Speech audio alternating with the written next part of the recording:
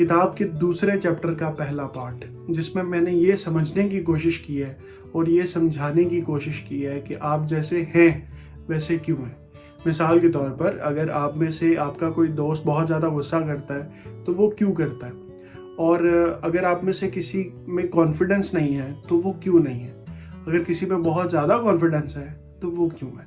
तो ऐसे 4 सवालात हैं जिनको आज मैंने शॉर्टलिस्ट किया है आउट ऑफ 17 क्वेश्चंस, जो कि सेकंड चैप्टर के पहले पार्ट में।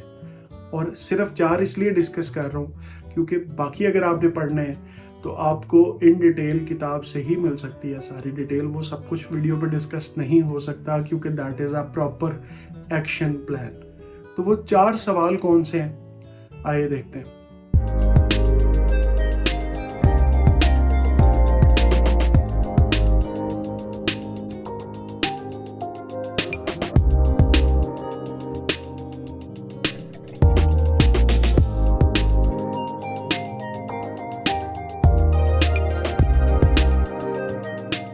अगर आप खुद को जानना चाह रहे हैं तो ऐसे 3 लोगों को आइडेंटिफाई करें जिन जैसा आप बनना चाहते हैं, जो आपके इंस्पिरेशन हैं, जिनको आप एडमायर करते हैं, जिनके साथ आपका मिलने का दिल करता है। वो 3 लोग कौन हैं? और जब ये 3 लोग आप आइडेंटिफाई कर लेंगे तो आपको इस बात का पता चलेगा कि उन 3 लोगों की कोई ना कोई खसूसियत आपके अंदर ज़रूर पाई जाती है। क्योंकि अनकॉन्शियसली हम जिन्हें फॉलो करते हैं, हम उनके बिहेवियर्स को, उनकी आदतों को, उनके काम करने के तरीके को हम फॉलो करना शुरू कर देते हैं अनइंटेंशनली, और वो हमारी पर्सनालिटी का हिस्सा बन जाता है। तो अगर वो 3 लोग जिनको आपने चूज किया है, अगर वो ठीक हैं, तो फिर आपकी हरकतें, आपके काम और आपकी हर चीज़ अलाइंड है, बहुत अच्छी है, आप ठीक जा रहे हैं। लेकिन अगर आपने गलत लोगों को चूज कर लिया तो फिर आपको उन्हें चेंज करना पड़ेगा। दूसरा सवाल, और वो सवाल ये है कि आपकी खूबियाँ क्या है। बहुत सारे बच्चे जो कॉन्फिडेंट नहीं होते, वो इसलिए नहीं होते कि कभी उन्होंने बैठ के ये सोचा ही नहीं होता कि मैं किन कामों में अच्छा हूँ। मिसाल लें कि एक लड़का है जो कि एक लेग स्पिन बॉल बड़ी अच्छी फेंकता है, बड़ा अच्छा लेग स्पिनर है, तो क्या ग्राउंड में उतरते वक्त वो उसमें कॉन्फिडेंस की कमी होगी?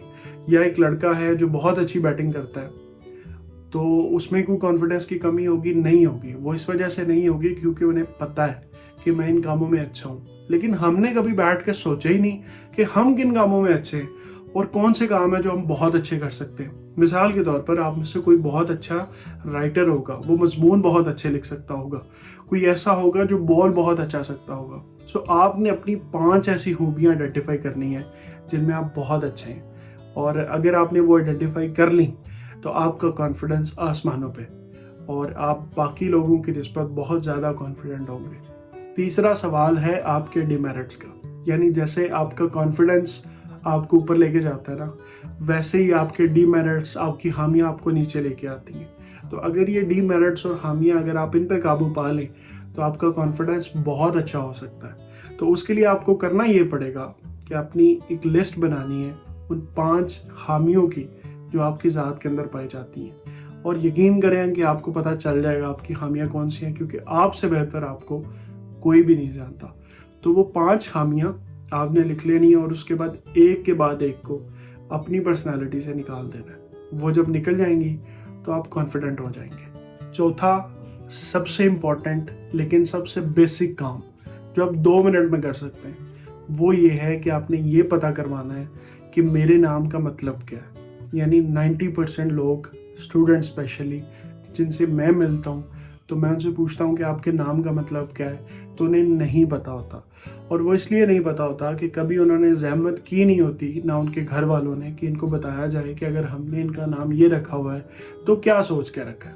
मेरे नाम का मतलब है सलामती देने वाले का बंदा। तो अगर मैं ही गुस्सा करूँ, मैं ही चिड़चिड़ा हो जाऊँ, तो उसका मतलब यह है कि मैं अपने नाम की लाज नहीं रख रहा। तो हर किसी के नाम का कोई ना कोई मतलब है, तो उस नाम की लाज रखना आपकी जिम्मेदारी है और वो आपको पूरी करनी पड़ेगी।